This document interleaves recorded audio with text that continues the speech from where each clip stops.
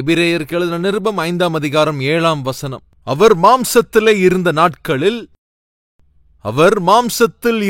நாட்களில் அப்படி என்றால் இயேசு கிறிஸ்து இந்த பூமியில் அவர் வாழ்ந்தபோது கவனிங்க, தம்மை மரணத்தினின்று இரட்சிக்க வல்லமையுள்ளவரை நோக்கி பலத்த சத்தத்தோடும் கண்ணீரோடும் கவனிங்க விண்ணப்பம் பண்ணி வேண்டுதல் செய்து தமக்கு உண்டான பயபக்தி நிமித்தம் கேட்கப்பட்டு ஏதோ 100 நாளுக்கு ஒரு விசை கண்ணீர் சிந்தி ஜெபித்ததாக இந்த இடத்துல எழுதப்படவில்லை. கவனிங்க, விண்ணப்பம் பண்ணி வேண்டுதல் செய்து அவர் ஜெபத்தை அர்ப்பணித்தார். தன்னை ரட்சிக்கக்கூடிய தேவனிடம் இயேசு கிறிஸ்து அவர் ஜெபம் பண்ணினார். எப்படி ஜெபம் பண்ணார்னு இருக்குங்க? கண்ணீர் சிந்தி அவர் ஜெபம் பண்ணினார். பலத்த சத்தத்தோடும் அங்கே ஜெபம் பண்ணினார். ஏனென்றால் அவர் ரொம்ப எளியவர், அதிக தாழ்மை குணம் உள்ளவர், தேவனோட உண்டான நல்ல ஐக்கியத்தை என்றும் இழந்து போகக்கூடாது என்று அந்த பொறுப்பை உணர்ந்திருக்கிறவர். ஒரு மனிதனின் சாயலை தரித்து தன்னைத்தானே அவர் தாழ்த்திக் கொண்டு தனிமையிலே, அதாவது தன்னைத்தானே அவர் வெறுமையாக்கி காலியாக்கி அவரைத்தான் உனக்காக எனக்காக எந்த அளவுக்கு தாழ்த்தி வந்தார் என்றார், சிலுவையின் மரணத்துக்கு ஏதுவாக நமக்காக இறங்கி வந்து. அப்படியென்றால் தேவனுக்குள்ளாக தான் தாழ்மை குணம் இருக்கு. சகோதரனே, சகோதரியே, நீ தேவனை விசுவாசிக்கிறாய் என்றால், அந்த தேவன் உனக்குள்ளாக இருக்கிறார் என்றால் உனக்குள்ள அந்த எளிய பண்பு இருக்கும், தாழ்மை குணம் உனக்குள்ள இருக்கும். தற்பெருமை பேசுற வார்த்தைகளோ, தன்னை உயர்த்தி பேசுகிற அந்த வார்த்தைகளோ, ஏதோ பெருசா பேசுகிற அந்த குணமோ அல்லது கர்வமோ அல்லது யாராவது ஒரு வார்த்தையை சொல்லிட்டு அதை தாங்க முடியாத அந்த முன்கோபி குணமோ உனக்குள் இருப்பது என்பது கூடாது. அதுக்கு எதிர்மறையான குணம் எதுவென்றால் தன்னடக்கம், தாழ்மை குணம், ஒப்பு கொடுத்தல். அதேபோல் நறுங்குண்ட இதயம். இதோ இயேசு கிறிஸ்து இந்த பூமியின் மீது இருந்தபோது அவருடைய ஜெப வாழ்க்கை எப்படி இருந்ததா? கண்ணீரோடும் மிகுந்த வேதனையோடும். என்ன வேதனைங்க இருந்துச்சு?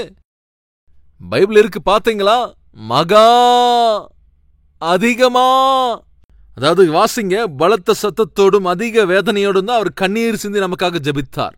நமக்காக அவர் ஜெபம் பண்ணினார். இயேசு கிறிஸ்துவே கண்ணீர் சிந்தி ஜெபிச்சார்னா அதுக்கு காரணம் தெரியுமா? அழிந்து போய்க் கொண்டிருக்கிற உலகத்தின் மீது அவருக்கு இருக்கின்ற பாரம், அழிந்து கொண்டு போய்க் கொண்டிருக்கிற உன் மீது என் மீது அவருக்கு இருக்கின்ற அந்த பொறுப்பு, அதுதான் அவரை கண்ணீர் சிந்தி அன்று ஜெபிக்க வைத்தது. அவர் தான் தெரிந்து கொண்ட சீஷர்களுக்காக அவர் கண்ணீர் சிந்தி ஜெபித்தார். அவர்களுடைய கீழ்ப்படியாமையை பார்த்தார், அவர்களுடைய அவிசுவாசத்தை கண்டார், அவர்களுக்காக கண்ணீர் சிந்தி அவர் ஜெபித்தார். யோவான் சுவிசேஷம் 17ஆம் அதிகாரத்தை வாசித்தால் புரியும். அவர் செய்த ஜெபத்தின் சாராம்சம் என்னவென்பது புரியும். அது எல்லாமே அங்கே எழுதப்பட்டிருக்கிறது. யோவான் சுவிசேஷம் 17ஆம் அதிகாரத்திலே நீங்கள் அங்கே பார்க்கும் ஜெபம் என்பது அது இயேசு கிறிஸ்து கெத்செமனே தோட்டத்தில் செய்த ஒரு ஜெபம். அந்த வியாழக்கிழமை ராத்திரி இயேசு கிறிஸ்து செய்த ஒரு ஜெபம். தன்னை சுற்றி இருக்கிறவர்களுக்கு ஜெபம் செய்வது, அவர் தான் நேசித்தவர்களுக்கு ஜெபம் செய்வது அவருடைய பழக்கம். சபையே பழக்கப்படுத்திக் கொள்ளுங்கள். முதலாவது நம்முடைய குடும்பத்திற்காக ஜெபம் பண்ணுவதை பழக்கப்படுத்திக் கொள்ளுங்கள். நம்முடைய சொந்தக்காரங்களுக்கு ஜெபம் பண்றதை பழக்கப்படுத்திக் கொள்ளுங்க.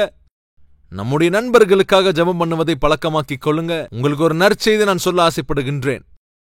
சூழ்நிலை எவ்வளவு கைமீறி போனாலும் உனக்கு தீர்வு ஒன்று உண்டு. எதன் மூலமாக? இயேசு கிறிஸ்துவின் நாமத்தின் மூலமாக. அவருடைய நாமத்திலே நீ ஜெபம் செய்வதினால் கையை மீறி விலகி போகின்றவைகளும் கூட அவைகளை திரும்ப பெற்றுக்கொள்வது சாத்தியம். என்னிடம் மத்தியில் யாராவது இருக்கிறீங்களா?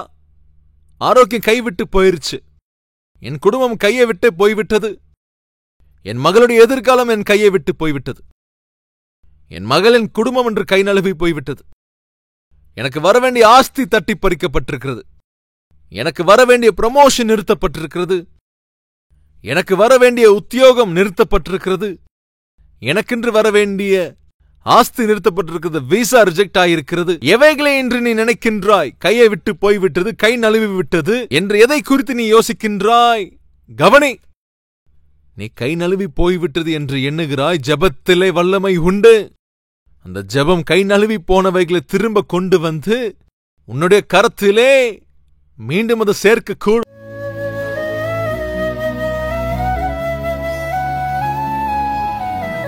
மகா பரிசுத்தமும் அன்பும் நிறைந்த பிதாவே, ஆண்டவரே, இன்று நாங்கள் செய்கிற ஜெபத்துக்கு நீர் செவிசாய்த்து, யாரெல்லாம் எந்த துக்கத்தோடு, எந்த வேதனையோடு, எந்த வியாதியோடு, எந்த பீதியோடு அவர்கள் தங்கள் வாயை திறந்து இருதய பூர்வமாக உமக்கு முன்பாக ஜெபிக்கிற கிருபையருளுங்க அப்பா.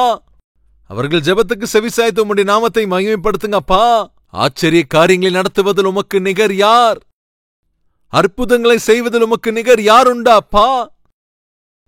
எங்கள் வாழ்க்கையில் இன்று என்னவெல்லாம் கை நழுவி போய்விட்டது என்று எங்களுக்கு தோன்றுகிறதோ அது எதுவா வேணாலும் இருக்கலாம். ஆண்டவரே, இன்னும் அது உம்முடைய கரத்தில் தான் இருக்கிறது. எனவேதான் அப்பா, உம்முடைய பிள்ளைகள் எதை குறித்து இன்று ஜெபிக்கின்றார்களோ அந்த காரியங்களிலே ஒரு அற்புதத்தை இன்று நடப்பியுங்க. விவாக விஷயத்திலே அதை குறித்து யோசிக்கிற தம்பியை, தங்கை நீர் தைரியப்படுத்துங்க. ஆண்டவரை, பெற்றெடுத்தவர் நீரே, எங்களை வாங்கிக் கொண்டவர் நீரே அப்பா. எங்களுக்கு திருமணம் செய்து வைப்பதில் உமக்கு எந்த கஷ்டமும் இல்லை ஆண்டவரே. உம்முடைய நாமத்தை மகிமைப்படுத்துங்க அப்பா. தேவனே, கர்ப்பப்பலன் நீர் கொடுக்கும் ஈவு என்பதினால் டாக்டர்ஸ் என்ன வேணாலும் சொல்லலாம், எடுத்த டெஸ்ட்ல வர ரிப்போர்ட்ஸ் என்ன வேணாலும் சொல்லலாம், ஆனால் நீர் தருவீரே அப்பா. மலடியும் கூட அவள் கர்ப்பம் தரித்து அற்புதமான ஒரு குழந்தைக்கு அவளால் வாழ்க்கை தர முடியும். எங்கள் மத்தியில் அப்பா, யார் யாரெல்லாம் பிள்ளைகள் இல்லாமல் இருக்கிறார்களோ அவர்களை தரிசித்து அற்புதமான ஒரு பதிலை கொடுத்து உம்முடைய நாமத்தை மகிமைப்படுத்துங்க அப்பா. உமக்கே சகல துதியும் கனமும் மகிமையும் ஏறெடுக்கிறோம். இயேசு கிறிஸ்துவின் நாமத்தில் வேண்டிக் கொள்கிறோம் பிதாவே, ஆமென்.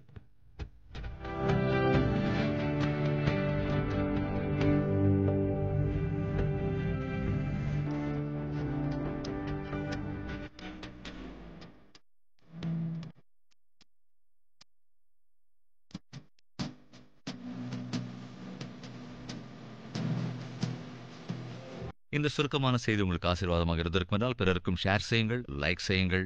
அதோடு கூட உங்களுடைய கமெண்ட்டையும் எழுதுங்கள். தேவனுக்கு சித்தமானால் நாளை மறுபடியும் நாம் சந்திக்கலாம். ஷாலோம்.